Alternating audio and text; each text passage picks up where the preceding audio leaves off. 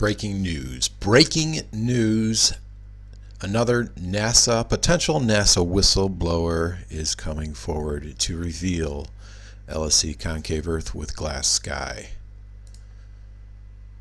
Now, I cannot confirm this encrypted email is legitimate. However, it has all the likings of that. All the indications seem to me that this person that contacted me via encryption has revealed some striking information about NASA, about Lockheed Martin, about money laundering going on. And Donald Trump, listen to what I have to say, because this goes right in tow with you wanting to drain the swamp. And apparently $150 million has been laundered under the table to replace the HRSI tiles and the RCC tiles. What does RCC stand for? That stands for reinforced carbon-carbon tiles. Now, I mentioned this before years ago. I mean, even back when 2003, I talked about how the space shuttle goes above the glass sky. And the way it re-enters or leaves the glass sky, it skids through.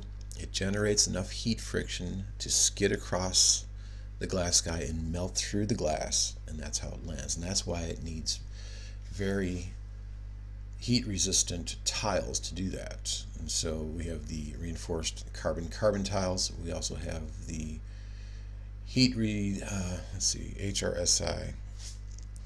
That stands for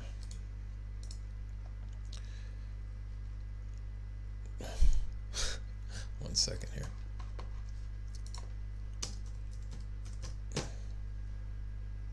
Stands for the high temperature reusable surface insulation tiles. So there's like different classifications of the tiles that they have used on the space shuttle. Some are made to withstand higher temperatures than others. The reinforced carbon-carbon tiles are the ones that withstand the highest amount of temperature. The HRSI tiles are second to that. They will withstand high temperatures as well, not as high as the RCC tiles.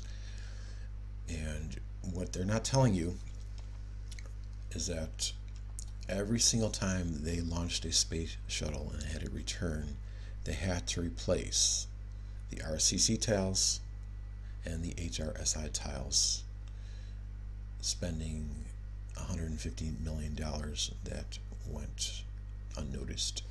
And so I'm going to read to you this encrypted email. It seems legitimate. Of course, I cannot confirm it totally, but this is something that Julian Assange, you might want to look into as well. See if you can get to the bottom of this, of the NASA Lockheed Martin scam going on. So let me pull up that email right now. I'll read it to you. There it is. I worked at the White Sands Test Facility from 1997 to 2001. Now, the White Sands Test Facility, that's in New Mexico, the Sandia Labs. It's a highly respectable test facility. The facility was responsible for the development of the reinforced carbon-carbon, the high-temperature reusable surface insulation, and other protective materials for the Space Shuttle program. This project belonged to the Lockheed Missiles and Space Company initially, but was transferred to White Sands Test Facility covertly following an episode of paranoia. The project never intended to create materials that would prevent heat accumulation due to atmospheric friction. See, this is what they will tell you. They will say when the space shuttle is so supposedly re-entering the atmosphere, it's encountering air, atmospheric friction, which is making it super hot. That's not what's happening. He goes on to say, the materials have been made to slide against glass. Hello, slide against glass. Can I get an amen about what I've been telling you all along? Slide against glass. Interesting.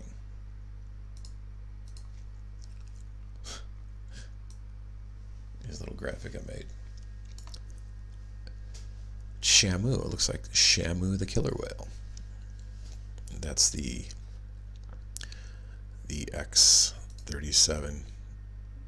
Now I'll get into the reasons why they terminated the space shuttle program as well, but let me continue reading this this email. 1 second here. Okay. Under high velocity and pressure. Okay. The materials have been made to slide against glass. To slide against glass. Hello. There's glass in the sky. Under high velocity and pressure. There are a total of 5 materials that were used on space shuttles. 2 of them, the reinforced carbon-carbon and the heat-resistant, whatever, reusable, high-temperature reusable SIs. What were they called? High-temperature reusable surface insulation tiles. Okay. Have to be replaced after each return prior to the next launch, and they are replaced. It is not reusable up to 100 missions like they say. Now in fairness, I did look this up and I found out that it was actually the lower temperature reusable tiles that were claimed to be reused up to 100 missions. It does say reusable for the high temperature ones, but I don't believe it says exactly how many missions, but apparently they're not telling you that they have to be replaced every single mission. I can confirm that during my time as an employee, at least 350,000 kilograms of these materials have been spent replacing ruined ones. That is 150 million on just the thermal protection from 1997 to when the program was canceled in 2011. The documentation for all these matters are concealed under AES 256 encryption systems throughout various installations. Yes, they keep electronic documentation, and it is not merely a verbal transfer of information and planning between the guilty parties. Okay? So Julian Assange, look into this. We got some money laundering going on here. It is astounding, apparently we do. It is astounding how you have managed to gain this level of understanding without being a part of the plot. Thank you very much. I appreciate that. I applaud you and wish you a Happy New Year in advance. S. Okay. There you have it.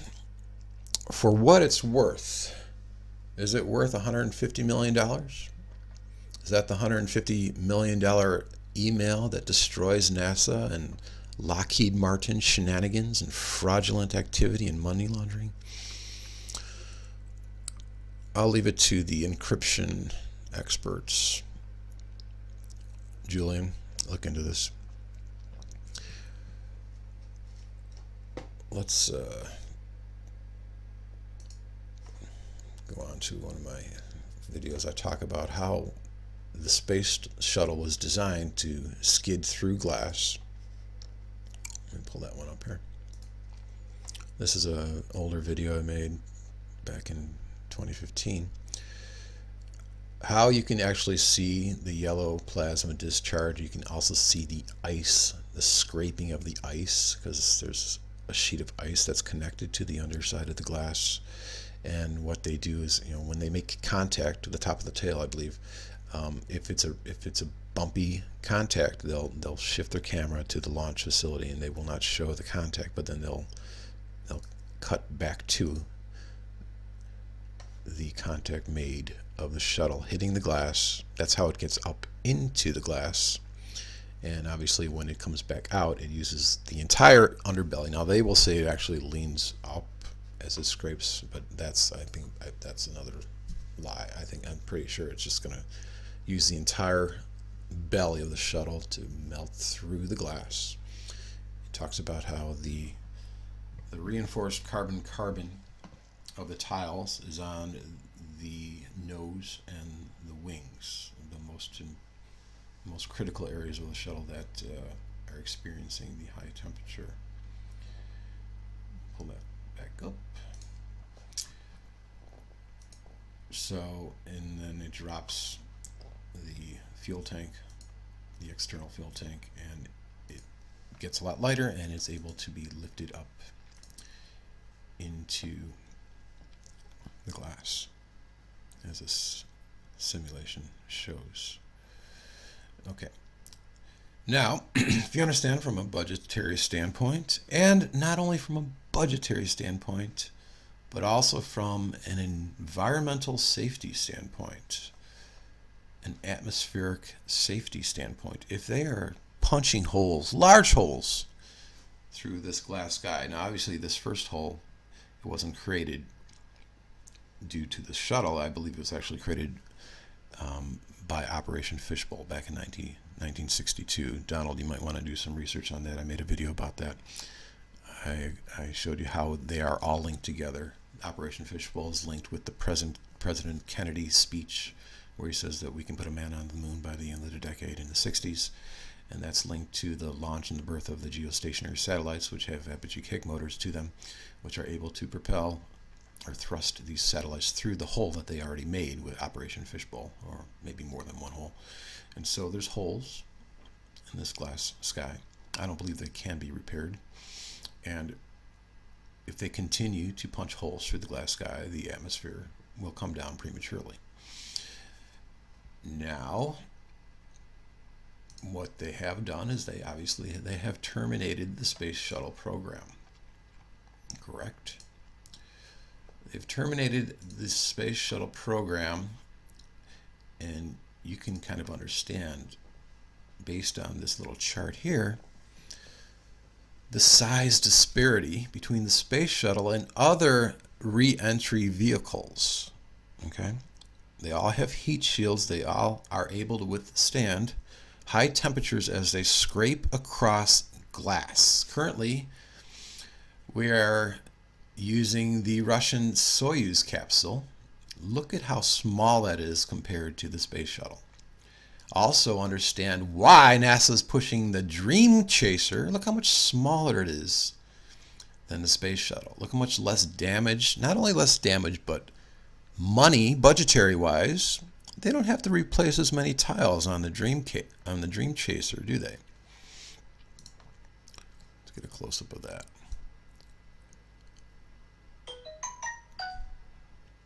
There's the Soyuz. So all these vehicles, Apollo 68,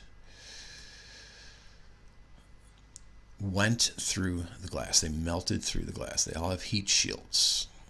Now the Dream Chaser is what they're working on next. Obviously, it's, like I said before, it's much smaller, so they don't have to replace as many RCC tiles. And look at this beast. Look how much bigger that is. I mean, that's like 10 times as big. So I just want to thank you, whoever you are, for this email. And you guys get on it. Find out whether or not this is valid. It looks, to me, it looks, has all the indications that it is valid. It confirms what I've been saying, that there is a glass sky, and NASA is keeping this from you, and they're also lying. I'm sure. I mean, this is probably just the tip of the iceberg, what they are financially keeping from you. And